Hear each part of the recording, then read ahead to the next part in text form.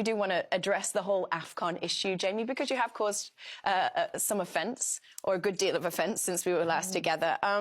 You basically, just to set the scene, you were talking about Mo Salah and the probability or not of him winning the Ballon d'Or, and you said that it would be difficult for him because he isn't playing in a major tournament, and that was seen as kind of dismissive or disrespectful of AFCON. Is there anything that you would like to say to kind of address the offence that was caused to, I guess, the African community in some way? Well, what I would say is you know me better than anybody on this show, and I've got very strong opinions on the game.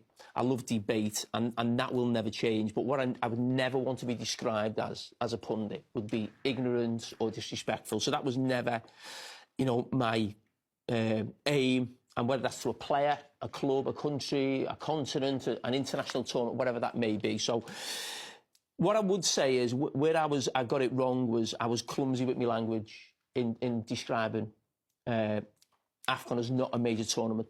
I was trying to explain the merits of Mo Salah winning the Ballon d'Or, as you've just said, and I felt or feel that not just AFCON, I would say, the Asia Games, the Gold Cup, not so much the Copa America, but there's 5 major tournaments out there besides the World Cup that are for their continent and obviously a major tournament. But some of them don't resonate with the people who vote for the Ballon d'Or. And that for me was not an opinion. That was like a fact in terms of looking who'd won the Ballon d'Or over the last sort of 40, 50 years. So, yes, I've been banging the drum for Mo Salah to become the first African player to win the Ballon d'Or for, I think since George Weah in the mid-90s. And as I said, I should have been a lot tidier with my language around that. So, yes, that's something that I look at. But as I said, you do look at sort of, the Euros where it's at right now and other competitions, and some of them resonate with the Ballon d'Or voters who at times are journalists, national coaches, national captains. And one of the reasons might be because I think sometimes we forget the Ballon d'Or was the European football of the year. So maybe there is a bias towards maybe the Euros or European football in the past. So it was definitely not my aim to offend anybody. I know I've done that a lot in the past in different guises, shall we say, about maybe different players or teams. But that was certainly not the case. And yes, hopefully that's now addressed it. Would you like to share any thoughts on the Gold Cup before we go? I mean, if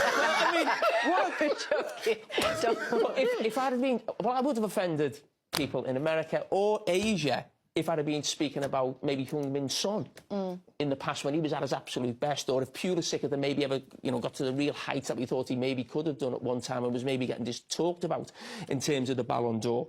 It was just about, certain tournaments, as I've said, resonate a lot more with the voters, and whether that's right or wrong, that's probably another debate for another time. But that was it, and it won't happen again.